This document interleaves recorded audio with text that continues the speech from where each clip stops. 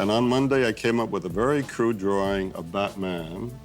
And the rest is history, that Batman is my claim to infamy. Welcome to Watch Mojo, and today we're counting down our picks for the top 10 Batman differences between then and now. If this continues, it won't be long before you've nothing left.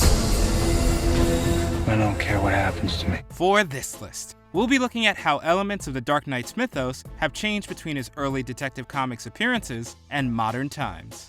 Are our picks Bat-tastic or batty? Sound off in the comments. Number 10, Origin of Batman. Okay, that's enough for now, Bruce. We'll start you on fencing lessons when you're older. Say 30? In November 1939, we first learned of the Dark Knight's origins. Shortly after we meet Thomas and Martha Wayne, they're fatally shot by a mugger in front of young Bruce's eyes. 15 years later, the Batman begins his war on crime. Many elements of the story have remained unchanged in the decades since. We often see a criminal rip Martha's string of pearls, witness a fateful encounter with a bat that becomes his inspiration, and hear Bruce vow to avenge his parents. I swear, by the spirits of my parents, to avenge their deaths, by spending the rest of my life warring on all criminals. However, the actual shooter's identity has been known to change. We've seen both muggers wearing clown masks and the Joker himself hold the gun. But it's usually Joe Chill that commits the act in the alley that creates Batman. You took them without mercy or regret and in cold blood, Chill. How do you know this? How could you possibly? I know because I watched it happen. Number 9, Bruce's Wonderful Toys. Where does he get those wonderful toys? Batman's gadgets have to come from somewhere, right? After all, there aren't usually pockets on that batsuit. While he used a rope and a few smoke bombs in his first few issues, his yellow belt appeared to do little more than hold his trunks up. But it soon became evident that this fashion accessory held a wide range of gadgets. Admittedly, Wayne relied more on his brains and brawn than his toys in the early days. Modern storytellers have gone the opposite direction and expanded Batman's arsenal to be more spy-like. Kevlar utility harness, gas-powered magnetic grapple gun, the 350-pound test monofilament. He has gadgets to help him fight and investigate crimes. While Bruce may lean more on technology nowadays, the mind of the world's greatest detective is still as sharp as a batarang. My bats lost away. Bats frighten me. This time my enemies shared my dread. Number 8, the Cape and Cowl. What gives you the right? What's the difference between you and me? I'm not wearing hockey pads. The Batsuit's design has felt fairly uniform over the years. One of Bob Kane's earliest drawings would have put Bruce in a red costume and a domino mask.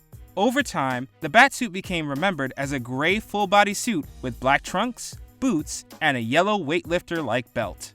The first appearance of Batman also had him wear purple gloves to prevent leaving fingerprints and more angled ears. Over the years, the supporting colors of the suit would vary or darken. I need a new suit. Yeah, 3 buttons is a little 90s, Mr. Wayne. I'm not talking fashion, Mr. Fox, so much as function. You want to be able to turn your head. And designers have taken a few bold creative liberties. But the basic idea of the Batsuit today is still very reminiscent of the original. Fortunately for Bruce, one element that has remained almost completely consistent since Batman #1 is that the suit tends to be bulletproof. Hardened Kevlar plates over titanium-dipped tri-weave fibers for flexibility. It'll be lighter, faster, more agile. Number 7, the Batmobile. Will you be wanting the Batpod, sir? Middle of the day, Alfred? Not very subtle. The Lamborghini, then? Much more subtle. Surprisingly, the first few Batman stories had the Dark Knight traveling to crime scenes in a shiny red car. The powerful vehicle wasn't exactly subtle. Fortunately, the Batman's ride soon got darker and was officially named the Batmobile. The live-action cars had a similar progression. Early interpretations had the Batmobiles look essentially like other vehicles on a road. Naturally, they were equipped with fun tricks and additions to make them special as the hero sped into danger. I'll just take one tiny peek. Holy demolition! mission. That's my dustpan. Cover the exits, Alfred. I'll race up there with my bat rope. Over time, creators have made the Batmobile stand out with designs that range from seemingly impractical to incredibly tanky. 2022's The Batman aimed to pay homage to the classic ride by making the Dark Knight's vehicle look more like a standard car. I'm vengeance.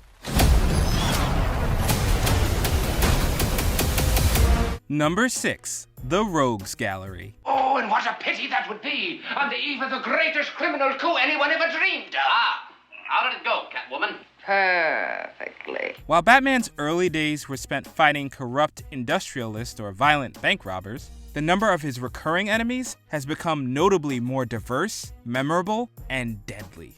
Theories suggest these villains have spectacular costumes and abilities to measure up to the uniquely dressed vigilante. Take this guy. Armed robbery, double homicide. Got a taste for the theatrical, like you. Leaves a calling card. Surprisingly, influential Batman creator Bob Kane was originally concerned about the idea of having recurring bad guys appear. He believed it could make the Dark Knight seem bad at the whole hero gig if the same people kept causing trouble.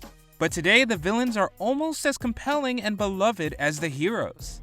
We can't imagine Gotham without its wide range of sinister rogues. My criminal co-conspirators, we meet as planned. And no thanks to you, the dynamic duo has been silenced forever. Number 5. The Bat Family. Dressing like a bat doesn't make you a hero, it just makes you a target. Though he started as a solo act, the number of people that help Batman has grown considerably over the years. The writers had a desire for their homes to have a Watson about a year in. So, Dick Grayson was introduced as Robin. While Batman's fiancée Julie Madison came and went, the trusted butler Alfred Pennyworth became essential to keeping the Dark Knight in business.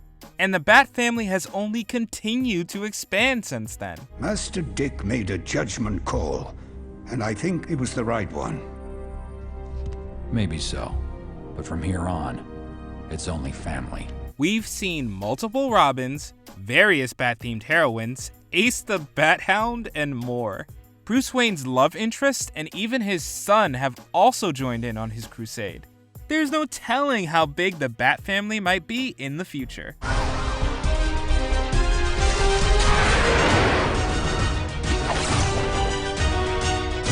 Number 4. Who is the Batman? After over 80 years in pop culture, most people would say that the alter ego of Batman is Bruce Wayne.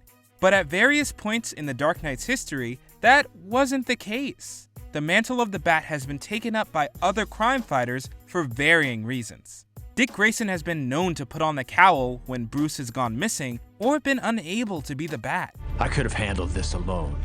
If that's your best Batman, you're not gonna fool anyone, Grayson. Maybe you'd like a megaphone to announce that? At other points, the unstable Azrael, aka John Paul Valley, has taken up the heroic mantle. Even Superman has switched to a black suit when it was necessary. 3 weeks ago, Bruce went to work like normal, and then walked right out without saying a word to anyone. We'll start with his computer records for that day. So how'd you do Batman's voice? Precise muscle control. The mantle usually ends up back in Wayne's hands. However, there's no telling who might become the Bat next. First, tell me why you're running around Gotham playing dress-up. I'm guessing Nightwing? Busted. Actually, I think he's more than capable of fooling most people. Number 3. The Jokers. It's funny. I know about all your other major enemies, but you never mention him. He was the biggest, wasn't he? It wasn't a popularity contest. A clown prince of crime known as the Joker has served as the Dark Knight's nemesis for a very long time. When the villain made his debut a year after Batman did, it was clear that this antagonist was unlike anything that had been seen before. He was a criminal with a distinct look that used a special toxin. Originally, Joker was intended to be used in one full story before being permanently retired. However, an editor decided to save the clown so he could make many, many more appearances. Hello, Gotham. Joker's back in town.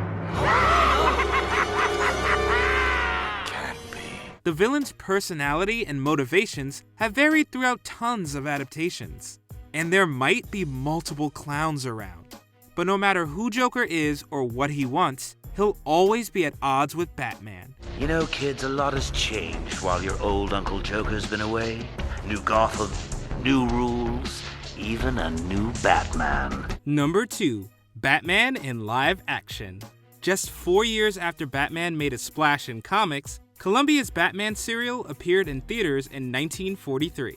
While many aspects of the character remained intact, the film introduced Bruce's cave hideout. Don't you like our little place? We think it's very cozy. What are those? Just some of my bats. It also brought in an actor that became the model for many versions of Alfred Pennyworth. And as a big contrast to the free agent Batman we know and love, this Dark Knight worked for the government. The success of this 1940s film paved the way for Batman to be reinterpreted in a wide range of live-action movies. While not every story is equally well received, The Dark Knight consistently brings home a good box office haul. Nearly 80 years after the first serial, it's incredible that Batman still brings people to the movies. A little fight in you. I like that. And you're gonna love me.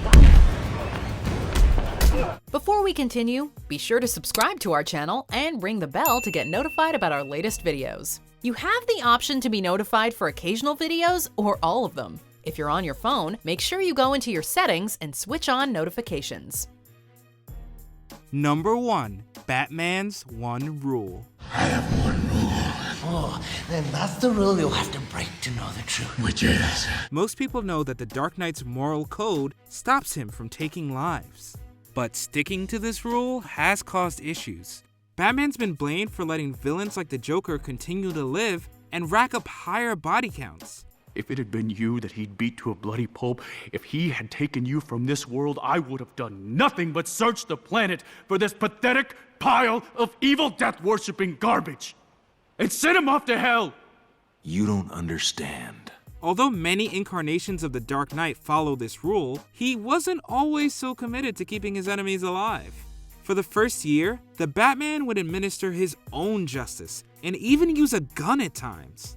But parental complaints and the comic's growing influence pushed DC to make the Dark Knight a hero that didn't take lives. While this rule has certainly been bent by a few Batmen over the years, it endures as one of his most defining traits. But if I do that, if I allow myself to go down into that place, I'll never come back. Do you agree with our picks? Check out this other recent clip from WatchMojo, and be sure to subscribe and ring the bell to be notified about our latest videos.